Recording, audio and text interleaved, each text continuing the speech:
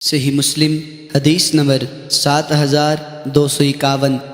حضرت عروہ بن مسعود رضی اللہ تعالیٰ عنہ فرماتے ہیں، میں نے ایک شخص سے سنا، اس نے حضرت عبداللہ بن عمر رضی اللہ تعالیٰ عنہ سے کہا، آپ نے کہا ہے فلاں فلاں باتیں ظاہر ہونے پر قیامت قائم ہوگی۔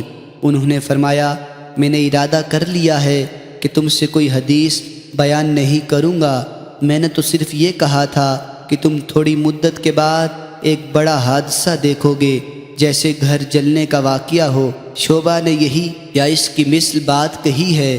حضرت عبداللہ بن عمر رضی اللہ تعالیٰ عنہ نے فرمایا، رسول اکرم صلی اللہ علیہ وسلم نے فرمایا، میری امت میں دجال نکلے گا۔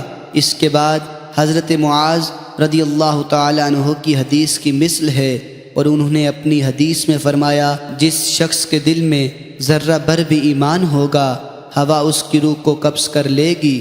حضرت محمد بن جعفر رضی اللہ تعالیٰ عنہ فرماتے ہیں، حضرت شعبہ رضی اللہ تعالیٰ عنہ نے یہ حدیث مجھے بار بار سنائی ہے، اور میں نے بھی ان کے سامنے پڑھی ہے۔